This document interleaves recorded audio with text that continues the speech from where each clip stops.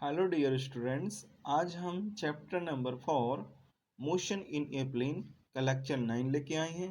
इस लेक्चर में आज हम प्रोजेक्टाइल मोशन के बारे में पढ़ेंगे और इसका डेरिवेशन भी हम यहाँ पर प्रूव करेंगे। क्या इसका डेरिवेशन होता है, इससे यहाँ पर पाथ ऑफ द प्रोजेक्टाइल जो आपका होता है वो किस तरीके का होता है, ये चीज़ डिस्कशन करेंगे। Time of the maximum height of a projectile और horizontal range of a projectile। तो इस वीडियो में हम डिस्कशन करेंगे। तो प्रोजेक्टाइल मोशन क्या होता है? When a body is throw obliquely near earth surface, मतलब किसी पार्टिकल या किसी हम बॉडी को लेकर चल सकते हैं, को हम थ्रो करते हैं obliquely, it moves along a curved path, ये कर्व्ड पाथ में मूव करती है। Such a body is called projectile, तो इस तरीके की जो बॉडी कहलाती है वो आपकी प्रोजेक्टाइल कहलाती है। And its motion is known as projectile motion, तो इस तरीके के मोशन को हम प्रोजेक्टाइल मोशन कहते हैं। After the object has been projected, तो प्रोजेक्टेड होने, जब आपकी ऑब्जेक्ट प्रोजेक्टेड हो जाता है, the acceleration acting on it is that due to gravity which is directed vertically downward, तो डाउनवर्ड हो जाती है, मतलब इस तरीके से। तो ए इज इक्वल टू हो गया माइनस जी जे, तो डाउनवर्ड मतलब नीचे की डायरेक्शन में है, तो हम क्या लेके चलते हैं, एक्सेलेरेशन को माइनस में लेके चलते, तो ए इज इक्वल टू माइनस के जी जे कैप, और ए एक्स क्या होगा आपका, जीरो होगा। ठीक है, यदि एक्स कंपोनेंट, क्योंकि एक्स कंपोनेंट को हम इधर लेके चलते हैं, वाई कंपोनेंट ऐसे लेके चलते हैं, तो वाई कंपोनेंट तो हमारा नीचे की ओर आ रहा है, क्योंकि पार्टिकल कोई भी हम ऊपर फेंकते हैं तो वो नीचे की ओर आ रहा है, वर्टिकली डाउनवर्ड है, इसलिए माइनस के जी जे कैप, तो इसलिए ए एक्स इजिकल टू तो जीरो हो गया। तो अब यहाँ से हमने निकाला है, एक्स कंपोनेंट तो निकल गया, वाई कंपोनेंट कितना होगा, दिस द माइनस के जी, इज इक्वेशन नंबर फर्स्ट कह सकते हैं। तो यहाँ पर इस तरीके से हमने एक डायग्राम प्लॉट किया है। इस डायग्राम में ये एक्स एक्सिस है, ये हमारी वाई एक्सिस है, और एक पार्टिकल हमने लिया और यहाँ से हम थ्रो कर रहे हैं, तो यहाँ ए इज इक्वल टू माइनस के जी जे कैप। ठीक है, तो यहाँ पर जो हमारी एक्स एक्सिस है सब v naught cos theta naught, और ये हमारी वाई एक्सिस है तो we naught sine theta naught, तो ये हमारा हॉरिजॉन्टल है और दैट इज वर्टिकल कंपोनेंट है, और रिजल्टेंट हमारा दैट इज वी नॉट है। तो अब यहाँ पर इनिशियली वेलोसिटी हमारी वी नॉट हो गई, तो we naught x is equal to we naught cos theta naught, इस इक्वेशन नंबर 2 ए कहेंगे कि सेकंड इक्वेशन भी है।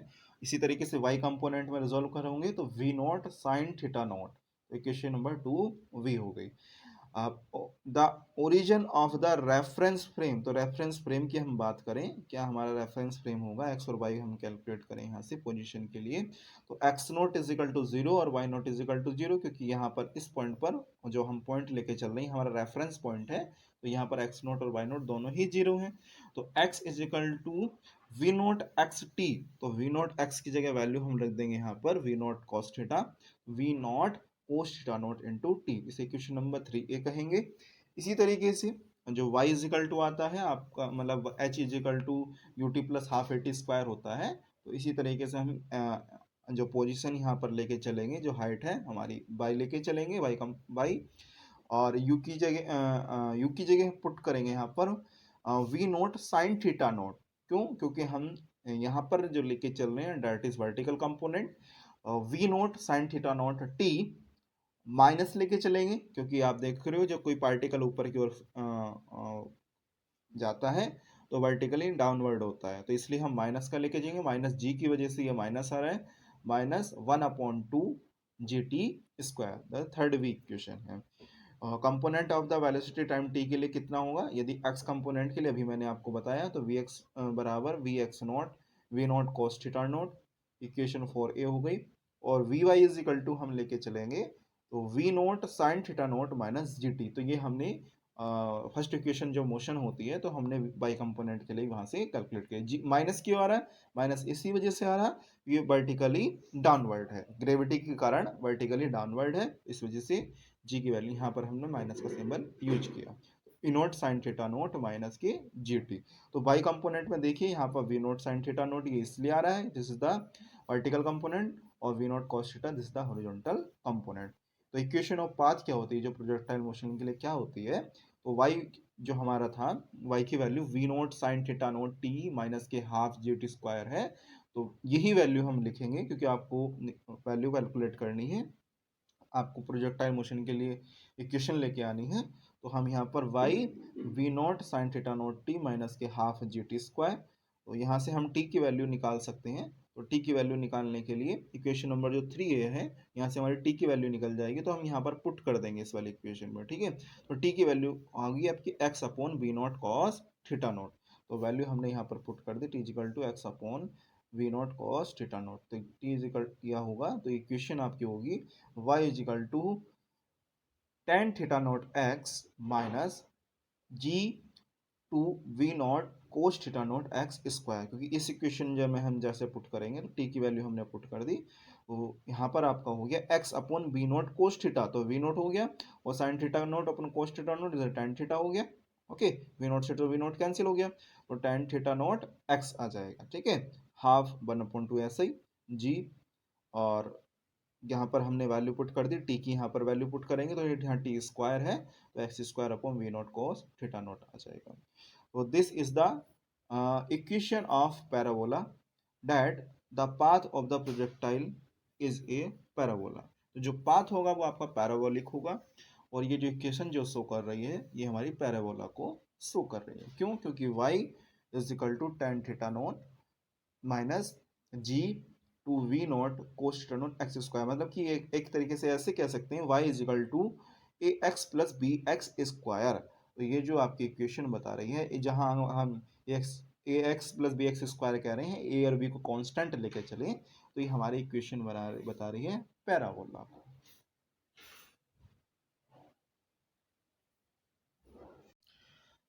टाइम ऑफ मैक्सिमम हाइट लेके चलेंगे तो कितना हमारी मैक्सिमम हाइट होगी, उसमें कितना टाइम लग रहा है, तो हम यहाँ कैलकुलेट करेंगे।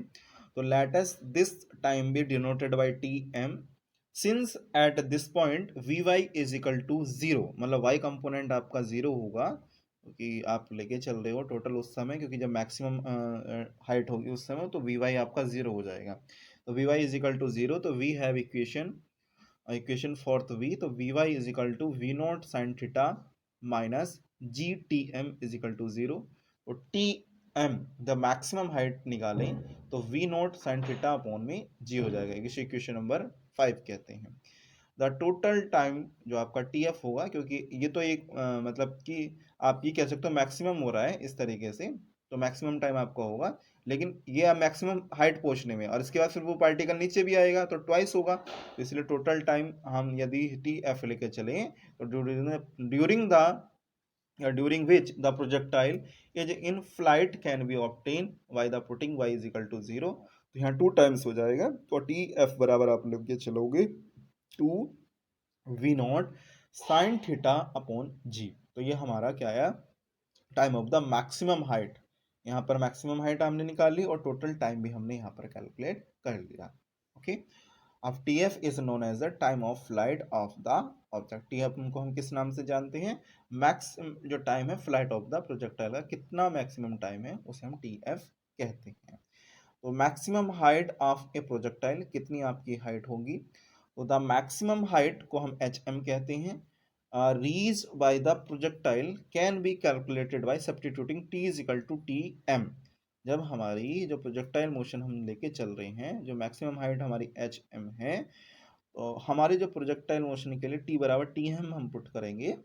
तो ये देख लेते हैं, तो बाई बराबर आप जानते हैं, बाई बराबर हमारी एक इक्वेशन आई थी, तो यहाँ पर हमें क्या निकालनी, मैक्सिमम हाइट कितनी हाइट तक जा रहा है, तो मैक्सिमम हाइट हम एच एम लेके चलेंगे, एच एम का मतलब मैक्सिमम हाइट, और यहाँ पर हम पुट करेंगे value v naught sine theta naught, v naught sine theta naught, और यहाँ पर हमने जो वैल्यू पुट करी है ये हमारी एक्स की वैल्यू अभी जो आपको बताई थी, तो हमने यहाँ पर वैल्यू पुट कर दी है, सॉरी टी की वैल्यू हमने यहाँ पर पुट करी है V naught sine theta naught upon G minus G upon two we naught sine theta upon G और इसका स्क्वायर। क्यों? क्योंकि हमने यहाँ पर टी स्क्वायर लेके चले, क्योंकि आपकी इक्वेशन थी v naught sine theta naught t minus one upon two g T square, तो ये सब वैल्यू हमने यहाँ पर पुट कर दी है, तो हमने टी की वैल्यू यहाँ पुट करी है, तो मैक्सिमम हाइट हमारी यहाँ निकल जाएगी। तो we naught sine theta naught का स्क्वायर अपॉन में G minus V naught sine theta naught का स्क्वायर अपॉन 2g, क्योंकि 2g होगा तो ये आपका प्लस का है, ये माइनस का है, तो आपका हाफ हो जाएगा। तो एच एम बराबर आपका होगा we naught sine theta naught का स्क्वायर अपॉन में 2g। तो ये मैक्सिमम हाइट हमारी यहाँ पर कैलकुलेट हो गई।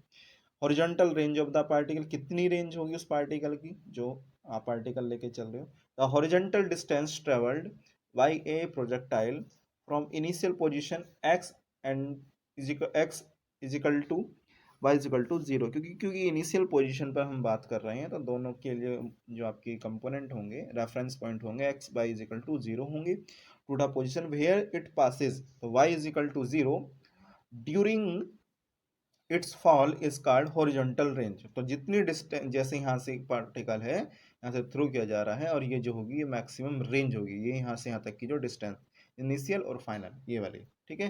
तो it's fall is it y is equal to 0 during its fall is called the horizontal range, or it is the distance traveled during the time of flight tf। इस distance को हम tf बोलते हैं जब time होता है।